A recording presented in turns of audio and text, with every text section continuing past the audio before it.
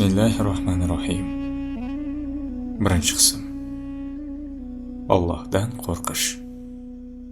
Ba'zi hikmat ahllari deydiki, vujudning sog'ligi va omonligi oz yeyishda, ruhning sog'ligi va omonligi gunohsiz bo'lishda, dinning omonligi esa Alloh yaratgan zotlarning eng ziyolisi Hazrat Muhammad sallallohu alayhi va sallamning go'zal axloqiga ega bo'lishdadir.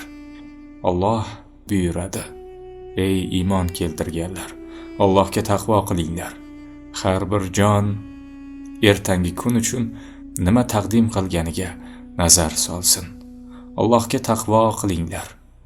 Albatta, Alloh nima amal qilayotganingizdan o'ta xabardordir.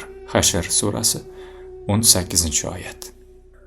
Oyatning mazmuni mana bunday: Allohdan qo'rqing, unga itoat eting. Moddiy va ma'naviy azob chekayotganlarga yordam bering. Doimo Alloh yo'lida bo'ling. Qiyomat kunida buning mukofotini olasiz. Chunki Alloh savob ishingizni ham, gunoh ishingizni ham, nima qilgan bo'lsangiz hammasini biladi. Farishtalar, osmon, yer, kecha kunduz hammasi inson nima qilgan bo'lsa, shu haqida qiyomat kuni guvohlik beradi. Hatto insonning o'z a'zolari o'z to'g'risida guvohlik qiladi. Yer iymonli va ixlosli kishilarga guvoh bo'ladi va mening ustimda namoz o'qidi, roza tutdi, hajga bordi, deydi. Rahmlilar ichida eng rahmli bo'lgan Alloh qiyomat kuni iymonsizlar bilan osiylarni ipidan ignasigacha sinchiklab so'roq qilganda ularning holiga voy bo'ladi. Butun vujudi, barcha a'zolar bilan Allohdan qo'rqqan kishilar mo'minlardir. Bu borada Imom Abu Lays shunday deydi: Allohdan qo'rqishning alomati 7 narsada namoyon bo'ladi. Birinchisi, tilda. Allohdan qo'rqqan odam tilni yolg'ondan, g'iybatdan, boshqalarga bo'xton qilishdan va bekorchi so'zlar aytishdan tiyadi. Uni Allohni zikr etuvchi, Qur'on o'quvchi, ilmiy muzokaralar bilan mashg'ul a'zo holida shay tutadi. Ikkinchisi, qalbda. Allohdan qo'rqqan odam qalbida musulmon qardoshlariga dushmanlik his qilmaydi. Yolg'on, bo'xton va hasad qilish kabi g'ayri insoniy tuyg'ularni qalbdan yo'q qiladi. Chunki hasad kishining go'zal amallarini mahv etadi. Shunga ko'ra Allohning Rasuli sallallohu alayhi va sallam buyuradi: olov o'tinni yeb bitirgani kabi hasad ham insonning go'zal amallarini yeb bitiradi. Ey o'quvchi, bilki, hasad qalblarga joylashgan va jamiyat hayotida katta zararlarga yo'l ochuvchi yomon bir kasallikdir. Qalblardagi xastaliklar, ya'ni yomon tuyg'ular, yomon fe'llar faqat ilm va amal bilan davolanishi mumkin. Uchinchisi, ko'zda. Allohdan qo'rqqan odam yeyishda ham, ichishda ham, kiyishda ham va boshqa xususlarda ham ko'zni haromdan ehtiyot qiladi. Dunyoga hirs bilan va har narsani qo'lga kiritish ishtiyoqi bilan emas, ibrat nazari bilan qaraydi. Halol bo'lmagan narsalarga qarashdan tiyiladi. Shuning uchun ham Allohning Rasuli sallallohu alayhi va sallam buyuradi: kim ko'zini harom narsalar bilan to'ldirsa, Alloh ham qiyomat kuni uning ko'zini olov bilan to'ldiradi. To'rtinchisi, me'dada. Allohdan qo'rqqan odam me'dasiga harom luqma bermaydi. Chunki harom luqma yeyish eng katta gunohlardan biridir. Shu bois Allohning Rasuli sallallohu alayhi va sallam buyuradi: inson zotining me'dasiga bir luqma harom tushganda, bu luqma me'dasida qancha vaqt tursa, yer ko'kdagi farishtalar ham shuncha vaqt unga la'nat o'qiydilar. Qo'lda. Allohdan qo'rqqan odam qo'lni haromga uzatmaydi. Aksincha, Allohning rizosiga uyg'un narsalarga uzatadi. Ka'badan shunday bir rivoyat qolgan: Alloh yashil zumraddan bir bino yaratgan. Bu binoda 70 ming doira va har doirada 1000 xona bor. Bu yerga faqatgina o'ziga harom narsa in'om etilayotganda yolg'iz Allohdan qo'rqqani uchun uni rad etgan kishilar kiradi. Oyoqda. Allohdan qo'rqqan odam isyon yo'lida emas, Allohga itoat yo'lida odimlaydi. Ilm, ma'rifat va yaxshi axloq o'rganish maqsadida olimlar va solih kishilar majlisiga boradi. 7-si, itoatda. Allohdan qo'rqqan odam yolg'iz Alloh rizosi uchun unga itoat etadi. Riyodan, insonlarga o'zini va yo ishlarini ko'z-ko'z qilishdan, ikkiyuzlamachilikdan saqlanadi. Shunday qilib, bir kimsaning 6 a'zosida va 7-chi o'laroq ibodatida shu hollar bor bo'lsa, demak u Allohning, oxirat esa Robbing nazdida taqvodorlar uchundir. Zuhruf surasi 35-oyat. deb marhamat qilgan kishilardan biri bo'ladi. Ya'ni taqvodorlar haqida Alloh bildiradi. Jannatlar va buloqlardadir. Robbilar bergan narsalarni oluvchilardir. Chunki ular bundan oldin yaxshilik qiluvchi bo'lgandir. Va Zoriyot surasi 15-16-oyatlar. Albatta, taqvodorlar omonlik maqomidadir. Duxon surasi 51-oyat. Bu oyatlarning barchasida Alloh va misoli shunday deganday ko'rinadi. Ular qiyomat kuni azobdan ozod bo'ladilar. Ya'ni mo'min bo'lgan odam qo'rquv bilan umid orasida turmog'i, Allohning rahmatiga suyanmog'i, undan aslo umid uzmasligi kerak. Alloh buyuradi, ayting, mening nomimdan ayt. Ey o'z jonlariga jabr qilgan bandalarim, Allohning rahmatidan noumid bo'lmang. Albatta, Alloh barcha gunohlarni mag'firat etar. Albatta, uning o'zi o'ta mag'firatlidir, o'ta rahimlidir. Zumar surasi 53-oyat. Mo'min odam Allohdan umid uzmaslik bilan birga ibodatlarni ham beistisno ado etadi. Yomon fe'llardan voz kechadi va yomon atvorlarni tark etadi. Allohning do'sti Hazrati Ibrohim xatolarini yodga olganda o'zidan ketar, qalbining shiddat bilan urayotganini his etardi. Alloh uning oldiga Jabroilni yubordi. Jabroil Hazrati Ibrohimga dedi: Alloh senga salom yubordi va do'stidan qo'rqadigan do'st ham bo'ladimi? dedi. Shunda Hazrati Ibrohim: Ey Jabroil, xatolarim yodimga tushib, ularning jazosini o'ylaganimda do'stlikni unutaman, degan javobni berdi. Imom Abu Lays deydiki, osmonning 7-qavatida Alloh yaratgan, unga sajda qiluvchi shunday farishtalar borki, Alloh qo'rquvdan tomirlari titrar, qiyomat kuni bo'lganda boshlarini sajdadan ko'tarib, ey Robbimiz, seni tanzih etamiz. Qullik vazifamizni keragicha ado etolmadik, derlar. Allohning mana bu oyati ana shu haqiqatga ishora qiladi. Robbilaridan qo'rqurlar va faqat o'zlariga amr etilgan ishlarnigina qilurlar. Payg'ambarimiz sollallohu alayhi va sallam rivoyat qilgan shunday bir hadis bor. Payg'ambarimiz sollallohu alayhi va sallamdan rivoyat qilingan shunday bir hadis bor. Alloh qo'rquvidan kishining vujudi hurpaygan vaqtda daraxtdan yaproqlar to'kilganday gunohlar to'kiladi. Aytishlaricha, bir odam bir xotinni ko'z ostiga oladi. Bir kuni shu xotin tijorat maqsadida bir karvonga qo'shilib yo'lga chiqadi. Haligi odam ham o'sha karvonga qo'shilib ketidan ketadi. Oqshom chog'i karvon bir yerda qo'noqlaydi va hamma yotadi. Bu orada odam xotinning yoniga keladi va maqsadini unga aytadi. Xotin: "Bor, kuzatib kel. Hamma uxladimikin? Bilaylikchi?" deydi. Taklifi qabul bo'ldi deb o'ylagan erkak sevinib ketadi. Karvon atrofini aylanib keladi va hamma uxlagan, deydi. Bu safar xotin: "Yaxshi, Allohchi. Ajabo, shu soatda u uxlaganmikin? Nima deysan?" deb so'raydi. Bu og'ir savolga erkak: Yo'q, Alloh hech uxlamaydi, mudramaydi ham, deb javobni berishga majbur bo'lganda xotin u holda deydi. Odamlar ko'rmasa ham uxlamagan va mudramaydigan Alloh bizni ko'radi. Hammadan ham ko'ra undan qo'rqaylik va hayo qilaylik. Xotin u so'zlarni aytayotganda erkakning ko'nglida qo'rquv uyg'onadi. Bu Allohdan qo'rqadi, darhol karvonni tark etib uyiga qaytadi va tavba qiladi. Yana hikoya qilishlaricha bir odam bor edi. Alloh yo'lida edi. Bir kuni boshiga qiyinchilik tushdi. Bolalari och qoldi. U bor, yegulik topib kel, deb xotinini yo'lga chiqardi.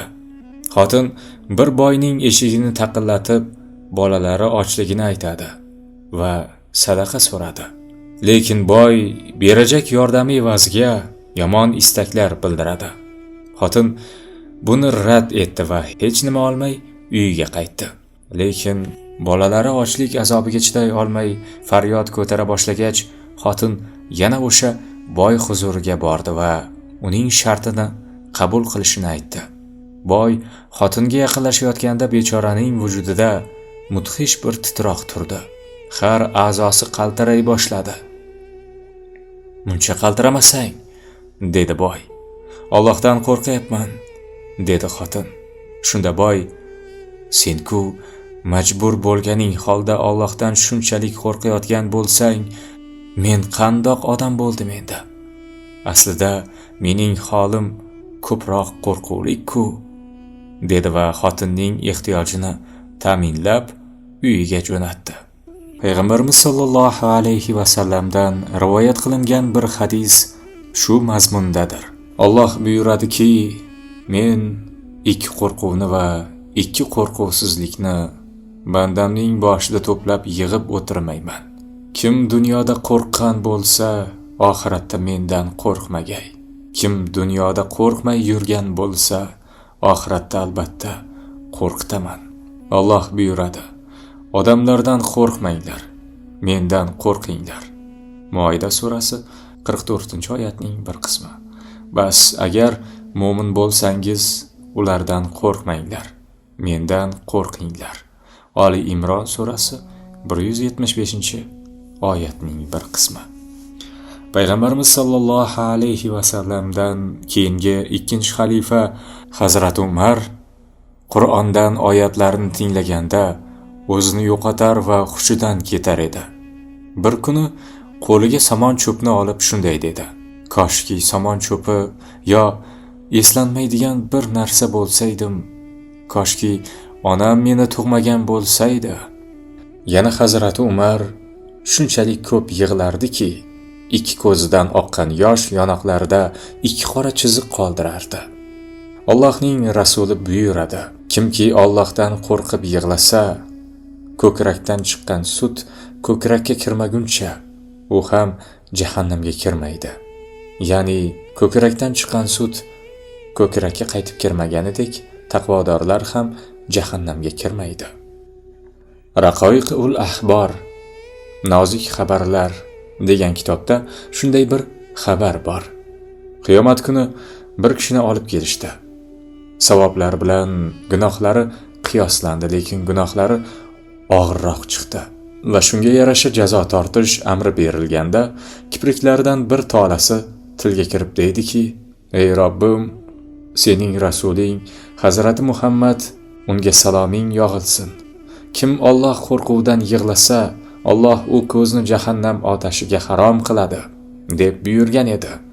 Men dunyodaligimda sendan qo'rqib yig'lagan edim-ku. Shunda Alloh o'sha kishini afv etdi. Dunyoda Robbidan qo'rqib yig'lagan bir kiprik tolasidagi nam tufayli uni azobidan qutqardi.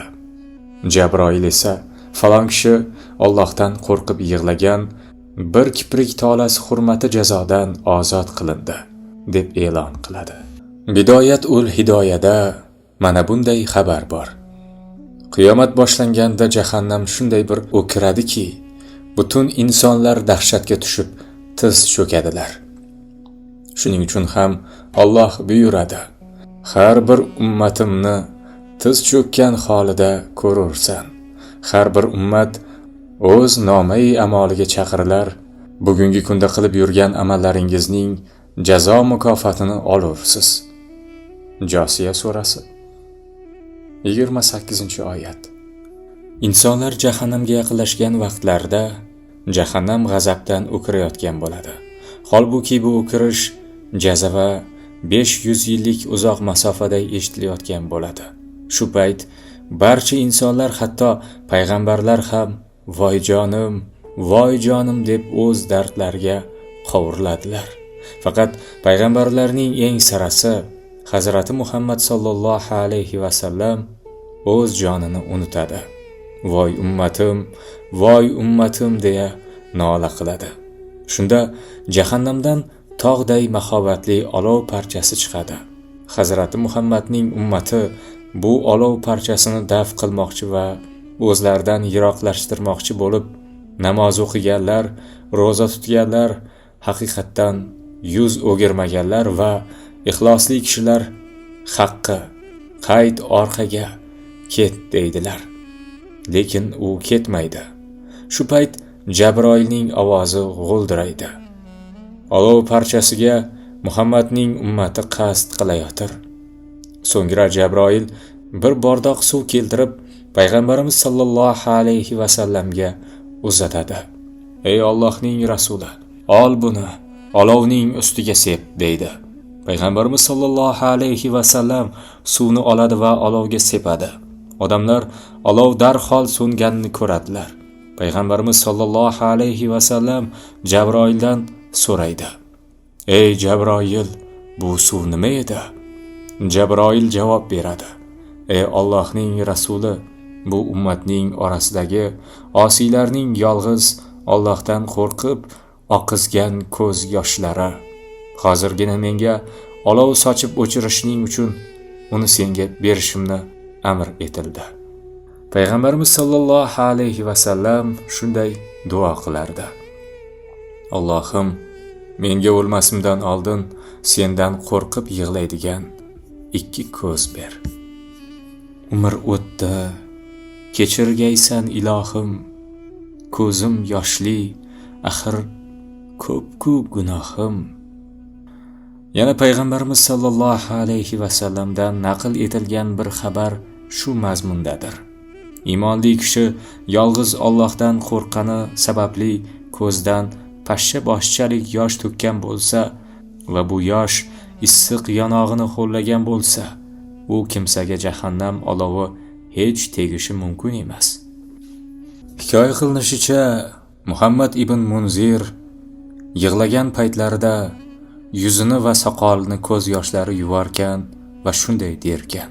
Eshitishimcha, ko'z yoshlar tekkan yerga jahannam olovi tegmasmish. Keltirilgan bu naqllarning hammasi shuni ko'rsatib turibdiki, haqiqiy musulmon Allohdan va u berajak azoblardan qo'rqishi va nafsining shahvoniy istaklaridan qochishi kerak. Shuning uchun ham Alloh buyuradi.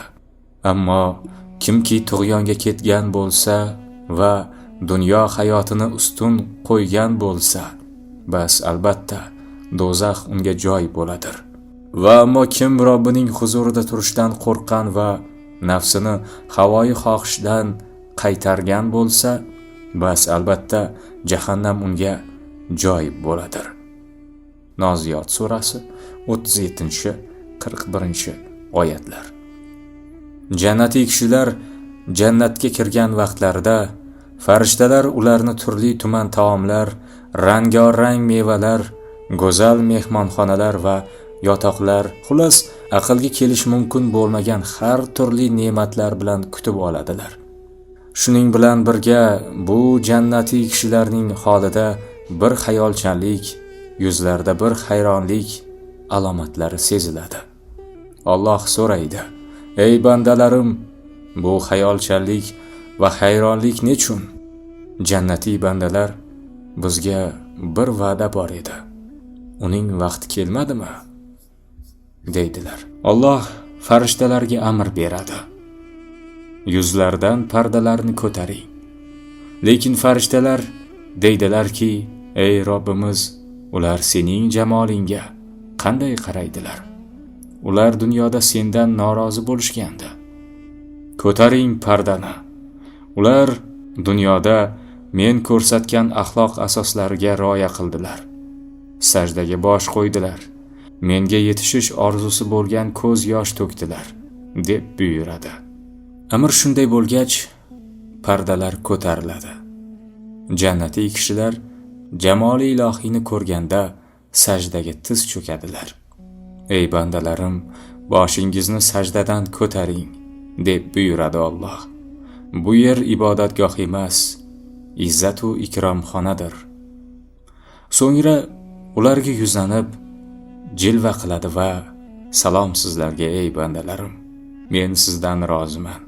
Siz ham mendan rozimisiz? deb so'raydi. Ey Robbimiz, biz sendan nega rozi bo'lmaylik? Sen bizga ko'z ko'rmagan, quloq eshitmagan va hech kimsa xayoliga keltirmagan ne'matlarni berding, deydilar ular ham. Mana Allohning ikki oyati shu haqiqatdan dalolat beradi. Ularning mukofotlari Robbilari huzuridagi ostilaridan anhorlar oqib turadigan jannatdagi mangu buloqdadir. Ular o'sha joyda abadiy qoluvchilardir. Alloh ulardan rozi bo'ldi. Ular ham undan rozi bo'ldilar. Bu Robbidan qo'rqqanlar uchundir. Bayyina surasi 8-oyat. Rohim bo'lgan Robbidan salom so'zi bordir. Yosin surasi 58-oyat.